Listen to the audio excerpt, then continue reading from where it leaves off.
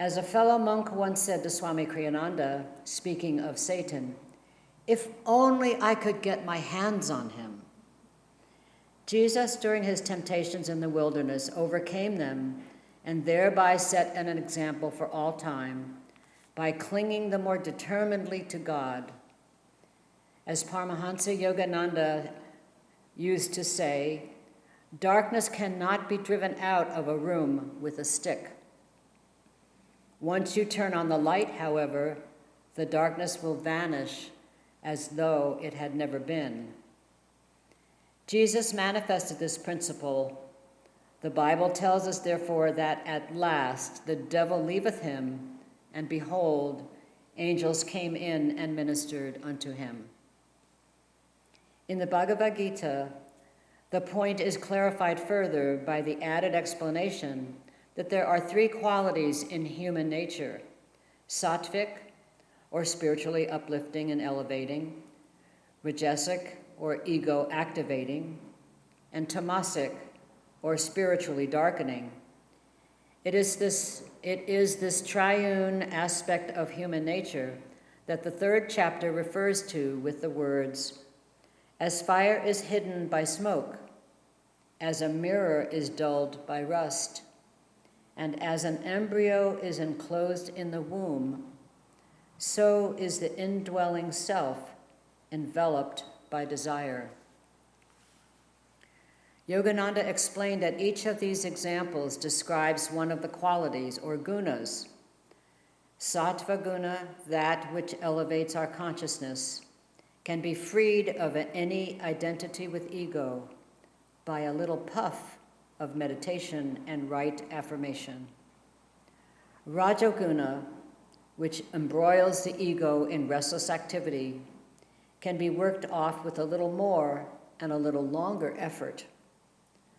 Tamoguna, embracing as it does such mental states as laziness and stupidity, can only be outgrown in time, since it inhibits even the desire for self-improvement. The example Jesus gave us was intended more for those in whom sattva guna is predominant. But if you yourself find elements in your consciousness that resist even the effort to cling to God in prayer and meditation, don't despair. Patience, as it has been well said, is the fastest path to God. As long as your efforts take you steadfastly in the right direction, you will come out right in time. Remember Yogananda's words, "A saint is a sinner who never gave up."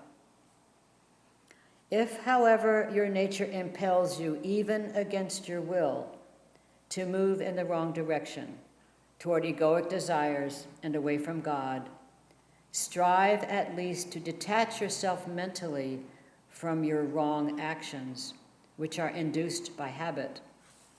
The time will come when their own stored up energy will tire and diminish. At that time, if you have not contributed to that energy by your consenting will, you will find it possible at last to redirect your energies more constructively. Thus, through Holy Scriptures, God has spoken to mankind. Om, Om, Om. Good morning, friends. It's so great to be with you.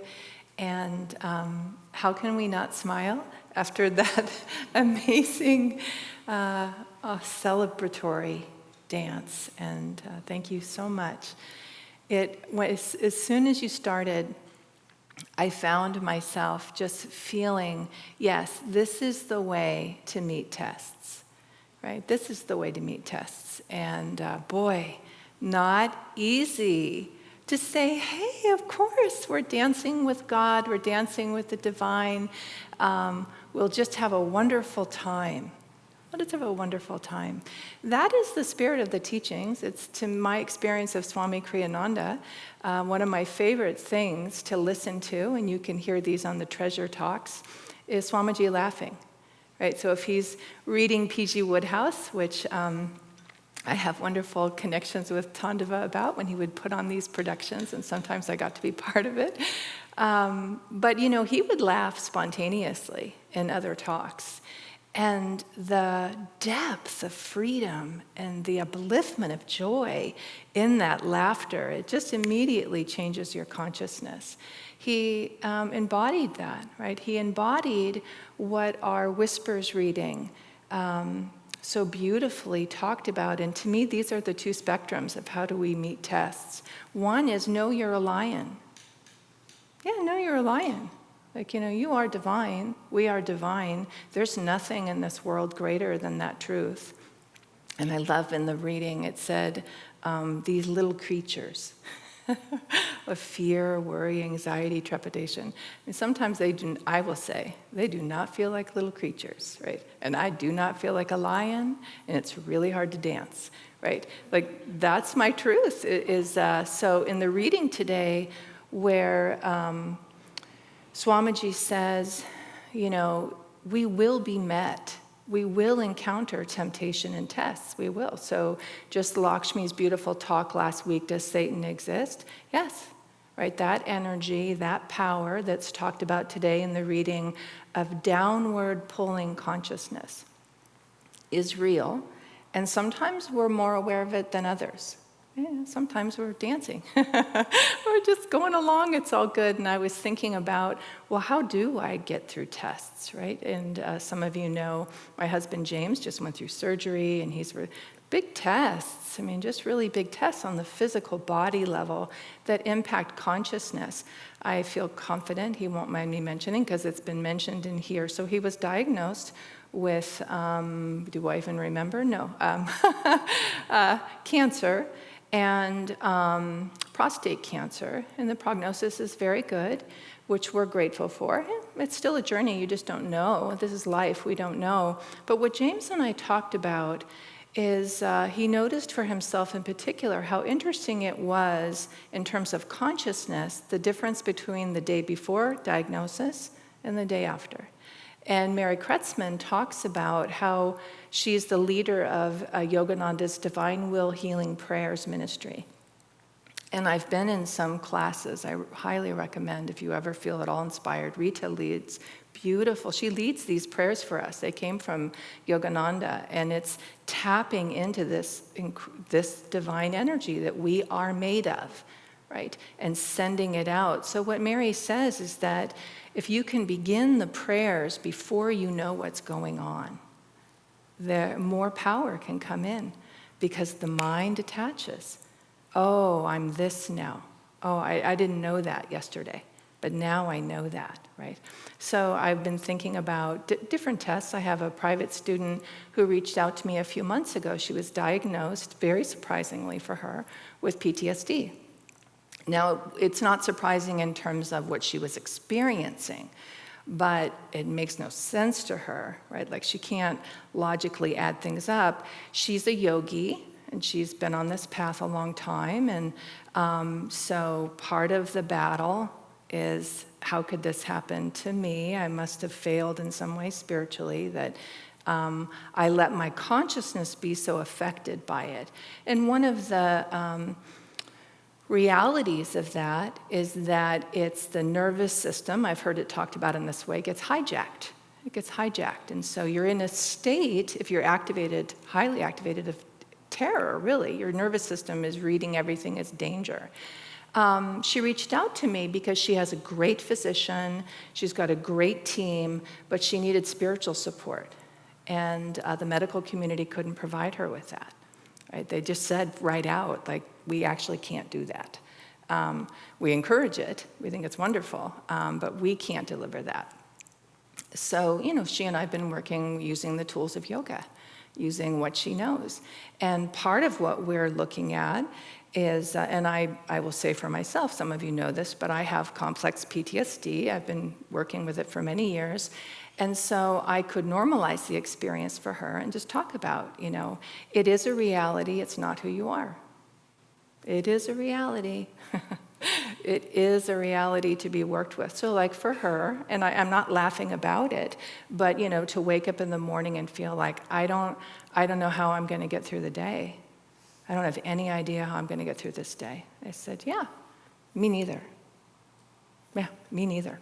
What I've come to is that's a grace, right? Like, I don't know why certain tests have happened in my life. I have no idea. Well, maybe someday I'll know. But what I do know, and I've learned this through experience, and also I remember a talk that Jyotish gave about karma, bad karma, good karma.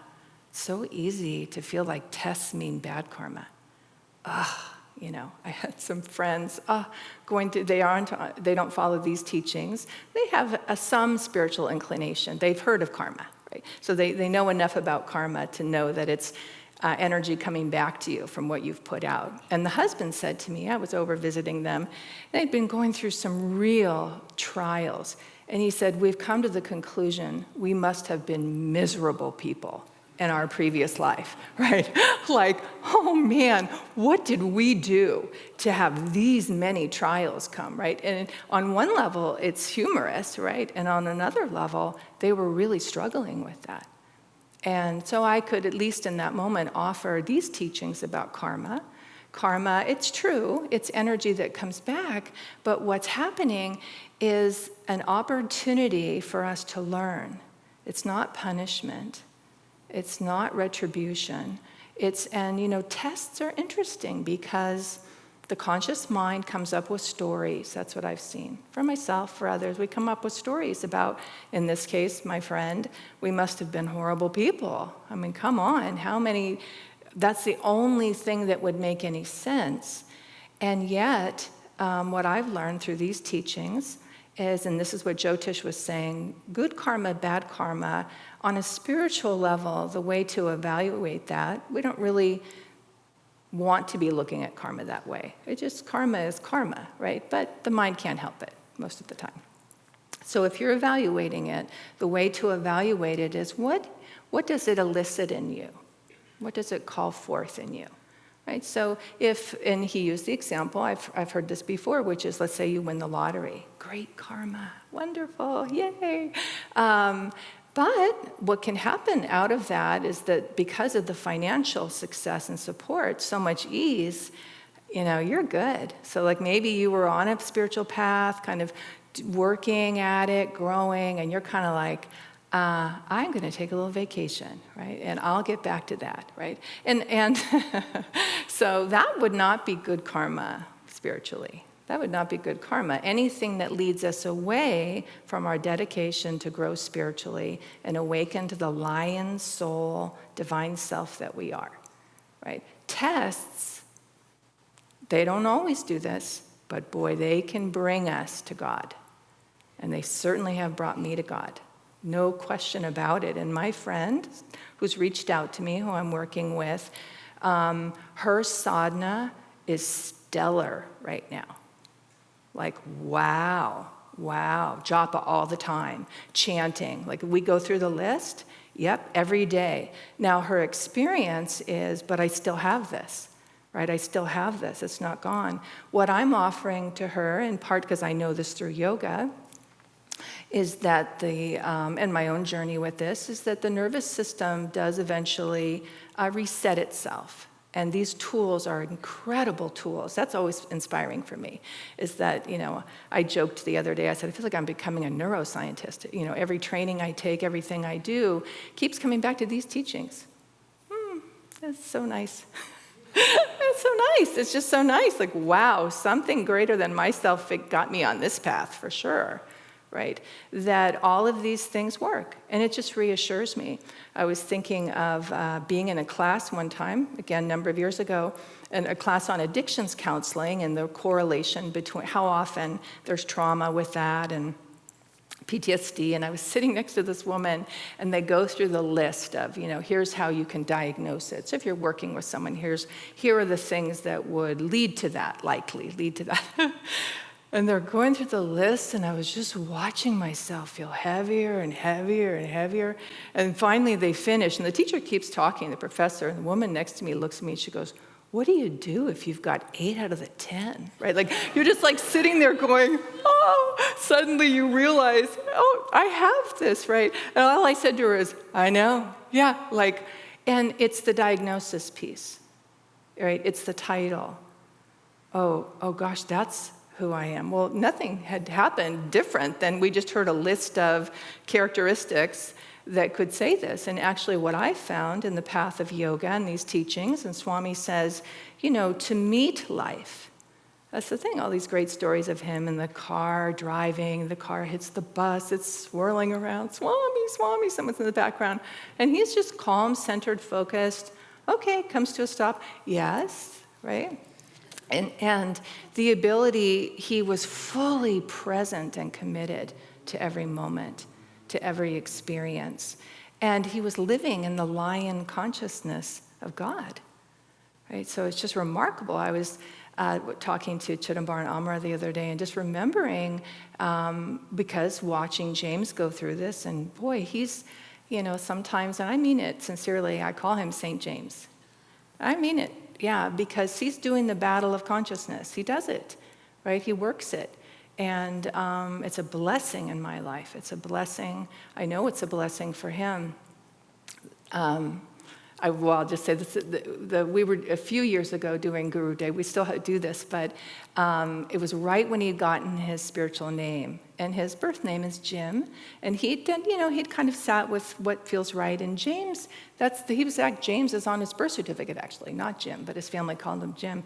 And the more research he did about St. James, who is the patron saint of pilgrimage, right? And so the Camino de Santiago that you just went on, it's about St. James, right? It's like how to live as life is a pilgrimage. And so James had just been, it just seemed, it's beautiful, it's perfect. So now we're in Guru Day, and I think it was our first Guru Day, so much going on. And we had this tiny window to come back and rest. Okay, we're going to go back. Everything's set up. Everyone's good. We're going to get something to eat. James said to me when we came in, I'm going to just lie down. I go, okay, great. So he lies down. I think I was getting something to eat. I'm not sure. And all of a sudden, I didn't hear the phone ring, but I heard him say, hello. Oh, okay. No problem. Yeah, we can take care of that. And I was like, wonder what that is. He came out. He said, so-and-so called. They're having difficulty. I'm going to go over to their apartment. I go, okay, so much for that nap. I guess there's not going to be a rest right now. And he was just beautiful about it.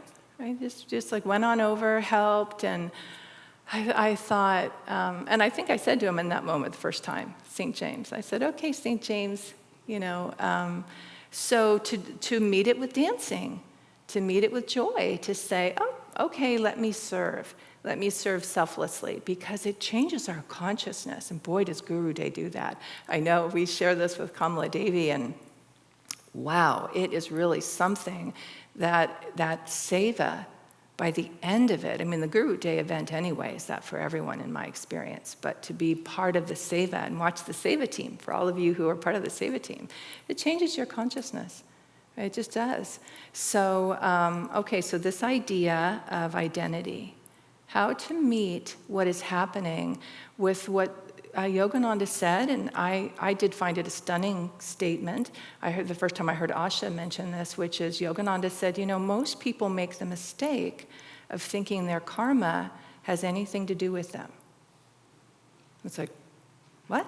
And then I thought of the chant we were singing today, the beautiful chant, the second one. Like, I drown in myself, I die to myself, I lose myself and find myself. And the paradox of, wait a minute, what are you doing? You're letting go of yourself and you're finding yourself? And it reminded me of something in, I think it's Awake to Superconsciousness that Swami wrote, where there's a section, we studied this in Kriya Satsang for a while, when he talks about self-acceptance. And he said, it's very popular, this idea of self-acceptance. And he said, I'm for it, right? And the idea of kind of accepting ourselves where we are, it's important, it's valuable. But he said, people don't go far enough with it, right? They accept their personality, they accept their limitations, they accept their ego. It's good, and we have them, it's better to accept it, right?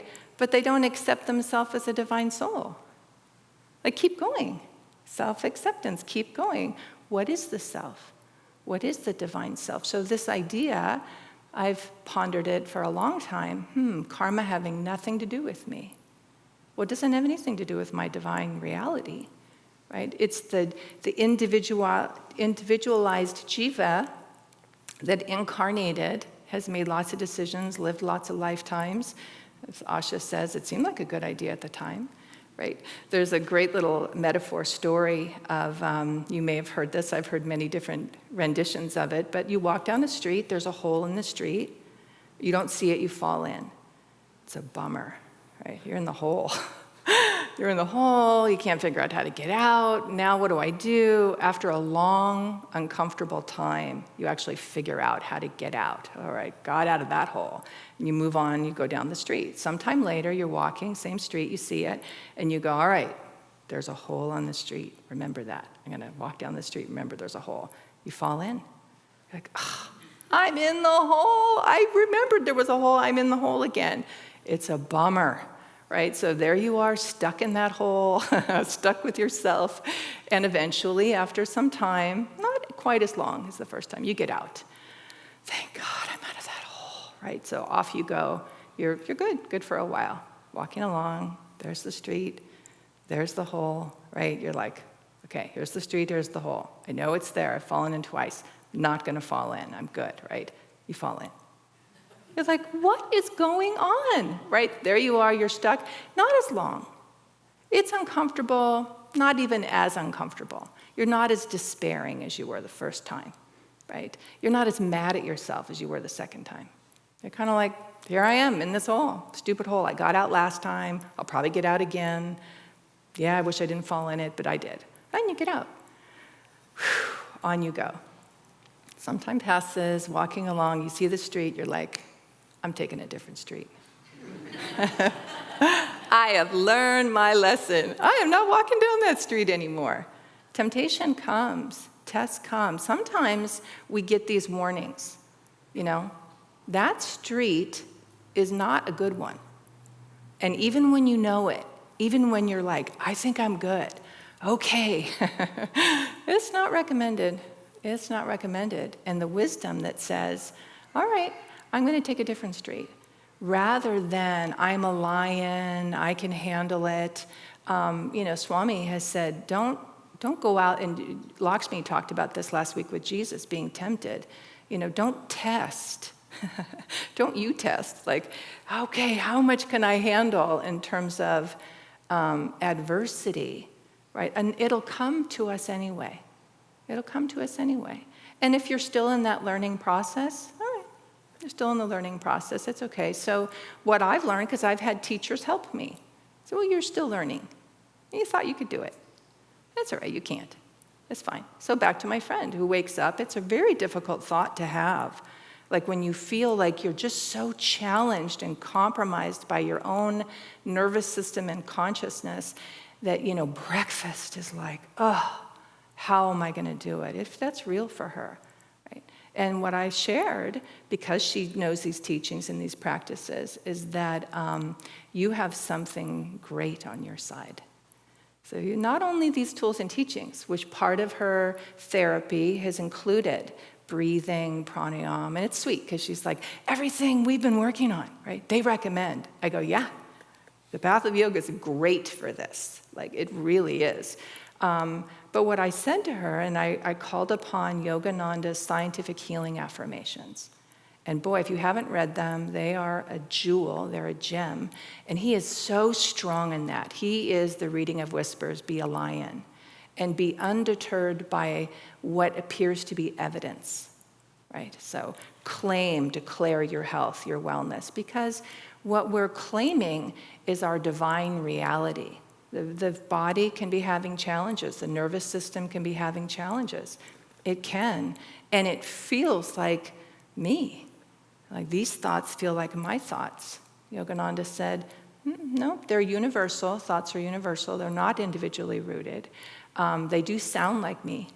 They're in my head. It's awfully convincing. But it's a vibration I've gotten on. So I'm on that channel, and that channel can be changed. And all the tools of yoga help with that. And so anyway, back to my friend, what I said is that, the blessing I have found in this challenge, in this test, is there's no question I need God. None. There's no question I need God. Nope. I've wondered, I wonder how come after all this time it's not completely healed. I don't know, right? It's like, it's not because I don't love God or feel close to God or use all these tools. Yeah, so there's a prayer I learned from the 12-step community. Basically, you decide God, right? So it's a prayer where you're offering yourself to the divine. Remove from me those things that stand in the way of my usefulness to you and my fellows. If not removed, wonder if it's useful. Like, well, I wonder if it's useful, right? It's not removed yet, right? And I'm watching, right? I don't know, someday it may be removed, but what I found is the power of being able to have a reality and not have it be you. And not be concerned. And that's a lot of my message to her. I said, I've just really learned to normalize it. Oh yeah, it's definitely happening. It's real, but it's okay.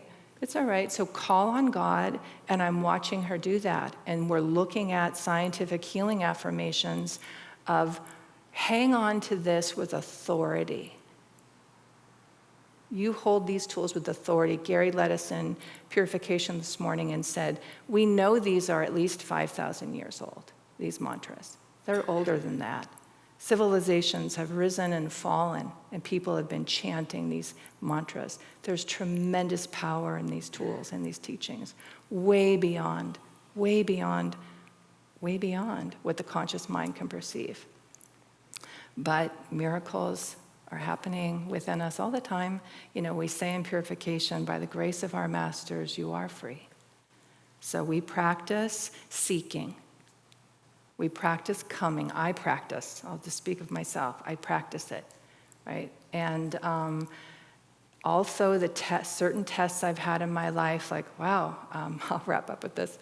I had a dear friend, when we first kind of learned about these concepts, she said to me, I could just see us in the astral world, right? Getting excited about coming and saying, well, what are you going to study in this school of life? What are you studying? Oh, I'm studying, unconditional love. That's great. What are you studying? I'm going to take forgiveness. I've heard it's a really good course. Yeah. It's a tough one. I think I'm up for it though, right? And she's like, what were we thinking? Right? Here we were feeling free. Oh, I think I'll take that. I think I'll take unconditional love and forgiveness. Well, what do you have to get there? Tests. Like, can I love unconditionally? I don't know. I know that with God it's possible. That's what I know. I definitely know that. And I believe in these teachings and the power of them. And I draw strength on Swamiji's confidence. And sometimes I just reflect on the fact that he walked with Master in the body. I mean, most of his discipleship was Master out of the body. But he was ready at that moment in time to fully understand the power of God and the power of this divine soul and receive it. And so he could say with such confidence, let's go up to Reno and we'll wear Indian clothing and we'll chant on the harmonium. I listened to the first wave of the Ananda folk and they're like, what? Like, yeah, let's do that because people need to hear about chanting.